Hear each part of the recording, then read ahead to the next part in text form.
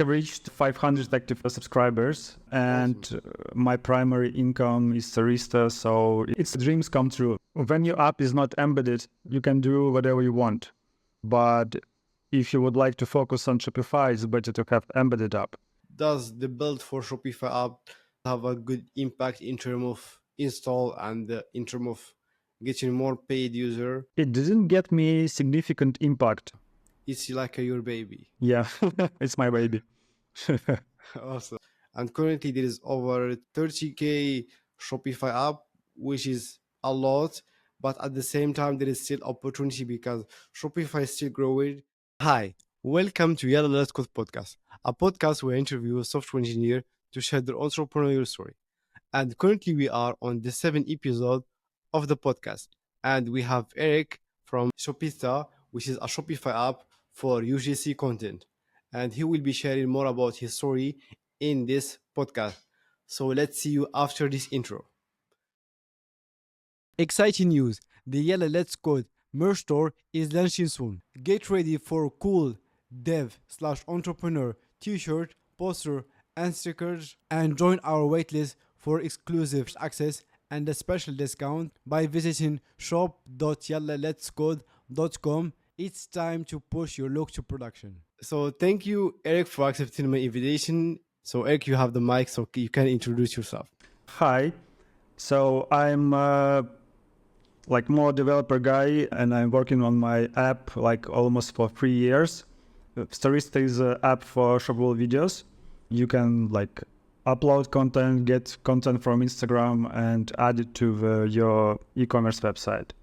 So I focus it on Shopify right now mostly, and this is like my primary job right now. Yeah. Awesome. That's good. That's good to know. And how did you start it in web development? Yeah, I started like in school in 6th grade, I think, and I developed a website with my friend. It was about just articles, it was content website. We have guest book, if you remember this, and it was about 20 years ago actually. When I started to learn PHP, making projects for clients, and eventually I started to work at the company where I was lead developer, and this is my journey. Yeah. Awesome. Love that. So it's been a while that you have been doing web development. Awesome. And how about Shopify development? How did you get into Shopify development? When I started to make stories, the app was outside Shopify ecosystem, actually. It was like the first app I made for e-commerce, and it was only about stories, actually. And the problem was that I didn't get traction for my app, and I was thinking what to do next, how to get more customers. And I found Shopify, an app store, and I decided this is good opportunity for me. And in 2 weeks on holiday, I added new version. So I have 2 separate versions for Shopify and outside Shopify. So I built new version and released it on Shopify and started to get customers. Is this your first app, or did you have a Shopify app before that you did for Shopify specifically? Or Storista is your first Shopify app? Storista is my first Shopify app and current Shopify app. And actually, under the name Storista, internally I have 3 apps inside it because I pivoted twice. The first version was for only stories and highlights. The second was highlights, stories, and Instagram feed. And the third one, current version, is shoppable videos. And I like the name Storista, so I decided not to make many apps and build everything in one. Awesome.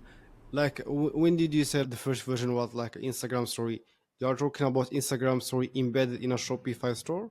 Yes, the first version outside Shopify was also stories and highlights, and the same version was built only for Shopify. Yeah.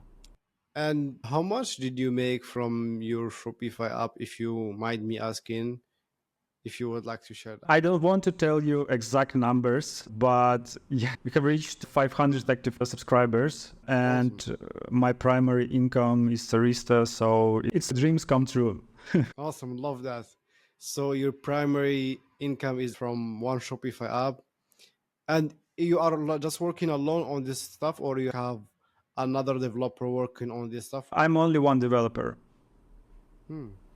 Also, you have a team for customer support. Let's say I don't have a customer support team. Currently, I have me as a developer, one business development person for more enterprise customers, one marketing person, and more like my friend's strategic partner who helped me to figure out everything and help cheering me up, etc. And did you would like to extend to other platform than Shopify, or you would like to stick to Shopify? This is an interesting question because Shopify is a good place to start, but at some point you would like to expand your presence in different ways. And there are a few platforms like WooCommerce, Magento maybe, Salesforce, but like I think we tried to think about it, and every time we started to think that this shouldn't be our focus right now, because we know that we still will have more clients from Shopify than from other platforms. Awesome. Did you try WordPress before? Because you already mentioned that you have been working with PHP. Did you try WordPress and the WooCommerce version of it, or not yet? No, if you open WooCommerce App Store, you will find like maybe 100 apps, and I don't see a lot of like community about WooCommerce. Yeah, and I think the problem is that WooCommerce is mostly for, I don't want to say cheap customers, but I think it will be harder to find more customers who can pay for the app in WooCommerce or other platforms. Yeah, makes sense. I share the same opinion about WooCommerce, about the paying customer, which I agree with you about. Also, can you share more about the challenges that you faced during building and launching your Shopify app in terms of getting a customer, getting approved, if it's complex for you? That's more in detail about the challenge that you face when building this Shopify app. Yeah, for me, the main problem and main challenge is that I'm a developer and product guy, and I don't know marketing at all. I know how to start advertisement campaign, Facebook or Reddit, but anything outside it, I don't know. So this is the problem where you can build great product, but nobody will know about it. It's I still have problems with it because there is a lot of things should be improved. And finally, we started to make something different and focus on marketing more. And if you don't have marketing skills, I think it will be great if you will find someone who can help you. And second challenge was that my app was built 3 years ago without Polaris, without iframe embedding and other stuff.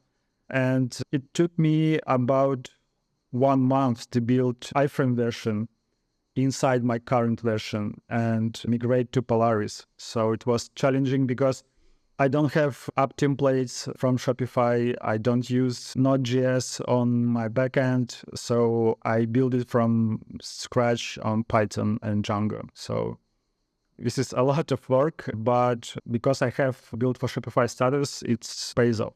Yeah. Awesome. And talking about that, the app has been built 3 years ago, and did you migrate it recently to the like a new Shopify app template? How did you find the Shopify developer experience 3 years ago versus now? Because you mentioned there's not a lot of templates back then, but I think currently we have a bit of traction and a bit of choice in terms of template for specific, like currently we have Remix, we have Node.js, and also I think there is other language supported for Shopify template. Think like when your app is not embedded, you can do whatever you want. But if you would like to focus on Shopify, it's better to have embedded app. So it's, for example, Polaris for React was experience was very great because I removed a lot of things that I built myself, and it was like a fresh brief. Everything is smooth, everything is correct, UI is perfect, because I maybe can share some screens from my like previous versions. It was disaster. I don't use Remix because I don't know it, and my like mantra is not to use something I don't know.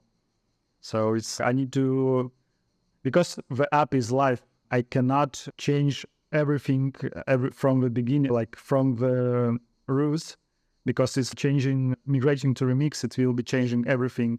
And I don't want to have a lot of bugs because the app is live. Yeah, makes sense. Got it.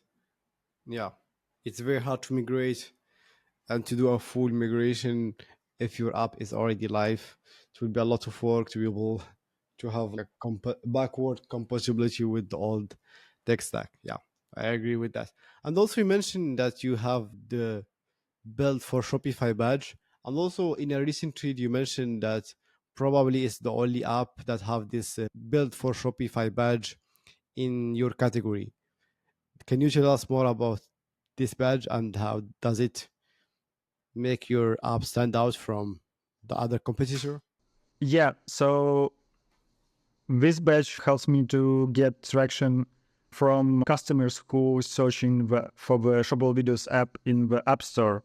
And for example, my largest competitors like Tolstoy, VideoWise, they don't have this badge because they not focus it on smaller businesses, and their acquisition strategy is not get customers from Shopify or App Store. And I think they don't want to change a lot on their side because they have like non-embedded apps, and this is makes sense for them. I don't think they should do it, but for me, it's a great opportunity. Awesome. And in terms of growth, does the build for Shopify app have a good impact in terms of install and in terms of getting more paid user on your Shopify app, or it doesn't make a significant impact? It didn't get me significant impact, but the thing is that my category is more. We don't have a lot of customers in my category for all apps. I think for other apps we've built for Shopify, we can get more installs from with this page. But I see customers searching the app with filter built for Shopify especially.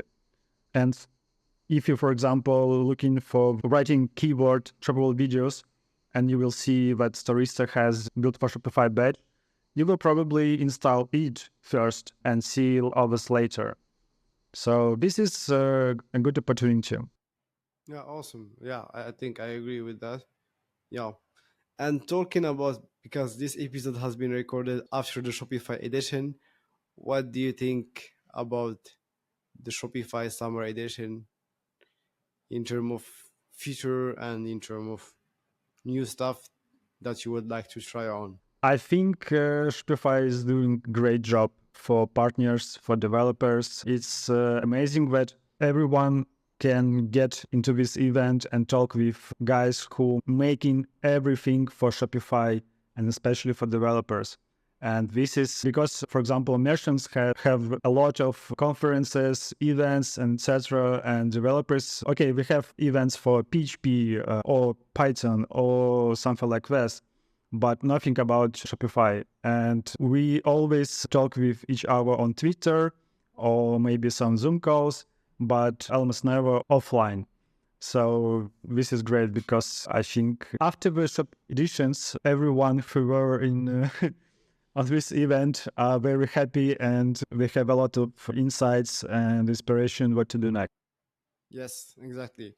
So I have been to the event and it was really amazing to be able to meet all the Shopify developer from all over the world, and also to get some insights from the Shopify engineering behind the scene, making this stuff working for us. And it was really amazing how humble and how friendly and helpful the Shopify community is. Is it the same in online as in person? And I think this is what make the Shopify developer community unique. It's helping each other and giving each other advice. And this is, I think, the power of the Shopify community. Awesome, love that. After that, I would like to know more about. So we mentioned the challenge that you face during the process of building your Shopify app. What is the lesson that you learned from this experience? I think the biggest lesson that you probably don't want to build the app for everyone. And this is what I found like maybe 1 year ago. And I started to focus only my ideal customer profile. For example, I know that my app is not for dropshippers. And if we install the app, start the trial, and then install it, it's totally fine for me because I know that this is not my ideal customer profile. So I think if you can focus on finding your right ICP, you can like make marketing activities only for them and not for everyone. So because it will be harder for you.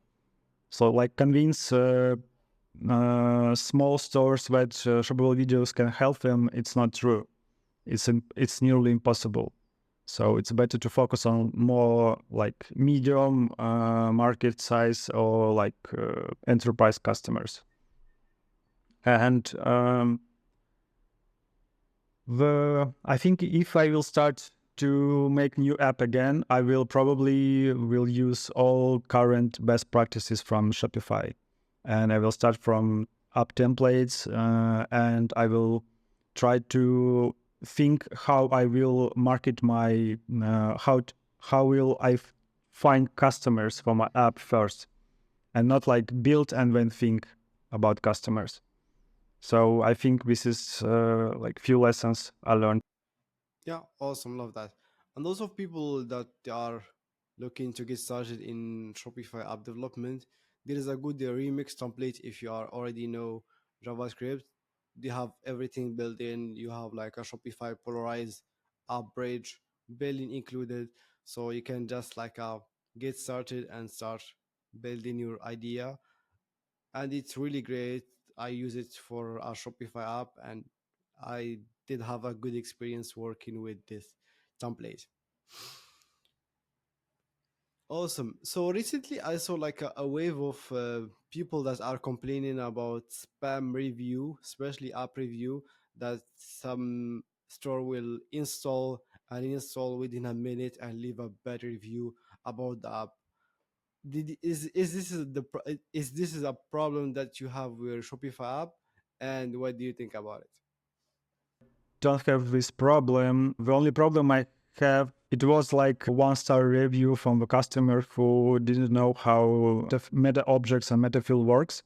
And because he wrote me in the chat at night when I was sleeping, I didn't can talk to him, and I still have this 1-star review, and okay, it's fine. Awesome. And currently, how did you deal with the customer support? Is it really hard to manage, or you have a process for that? If you're making a great app and it's not free, you probably don't have a lot of customer support tickets. And I probably have one per day. And it's not a problem with my app, actually. It's usually like feature request or things like, it's like recently I received a question that the uploaded video have different dimensions. And the problem was on iPhones, you can shoot videos in HDR, but HDR videos are not visible on web. So only Safari can handle it. And if you convert them to HDR, the usual format, converging apps, changing dimensions. Yeah, so I found how to fix it, and I've talked about how we make these videos, how we upload it, and I fixed the problem. Yeah. Do you have any plan to have a new Shopify app in the near future, or you will be focusing only on your current Shopify app, which is Shopista? I would focus on Sarista right now because I don't have time, and even I have ideas about new apps. I don't want to, how to say, I don't want to focus from Starista, and I see that Starista have a great potential. And do you have any plan for an exit, for example, get acquired or sell the Shopify app in the future? If you mind, like answer. This is a tricky question. Yeah, this is tricky question because I have a lot of emails from investors who would like to invest in the company, but I don't like the venture VC race, I think. And if I will sell it, I will probably will sell it in many years because right now this is my primary income, and I'm doing what I like to do. It's more like my lifestyle and not like getting money easily. Makes sense, yeah. It's like your baby. Yeah, it's my baby. Also, love that. And I have another question. What, like for the Shopify guests that I usually have, currently Shopify is your primary income, which is a Shopify app. What is special about Shopify that you would like to stick with it for a long time? I think the thing with Shopify invests a lot of money into apps and into the marketing for the build the shop, build, sell everything. It will be easy. And because they invest in this part, it will be like, how to say it? It will be, if Shopify grows up, my app will grows up because it's like a natural ecosystem. And right now we see that Shopify is growing very fast. And this is good for everyone in the ecosystem. Yes, makes sense. And what do you think about people that they are thinking about getting started in making Shopify app, but they think the marketplace is already saturated for new apps? What do you think about this? I think in some categories it will be really hard to get some traction, but there's a lot of opportunities. There's a lot of things you can do. There's a lot of issues on merchant sites that should be fixed, and it's very big. And you can get with, even if you can get like small piece of pie of it, you can have revenue and money. So I think it's about, if you would like to make another Instagram feed the app, you will probably not getting any revenue or anything because there is a lot of apps about Instagram feed. But overall, yeah, there is plenty of opportunities. And also, I think the Shopify team mentioned that during the Shopify edition event that there's always opportunity for new Shopify apps. And currently there is over like a 13, I think 30K Shopify app, which is a lot. But at the same time, there is still opportunity because Shopify is still growing. The new Shopify store will have some use cases and some unique problem that your next Shopify app may solve if it does people are willing to pay to use your app. So I think there's always opportunity with the Shopify app ecosystem. Just you need to pick the right problem, think about it, and have a good app execution so people can use and pay for your app. And hopefully you will be making an income from that and you can turn that in a full-time thing. Awesome. So the next section will be for tips and resources for an inspired Shopify developer. I probably will say that will be hard times when Yeah, for revenue sure. is down, no new customers, and you can give up, and you shouldn't. It's totally normal. Even the greatest apps have these periods of time, and just don't give up. For example, if you are a solo developer, you need to find marketing guy or learn it, because this is like the biggest challenge in the business, because you can make a great app with a lot of functions, a lot of features, Uh, some merchants will love it, but if you cannot get traction, you cannot get more customers, you will fail probably. And I started as solo developer, and it was hard for me because I had ups and downs, and I know that I missed some opportunities. I'm happy that I found my friend who is on board in my company, and he's helping me strategic ways, and he's cheering me up, and this is a great partnership. Awesome. Love that.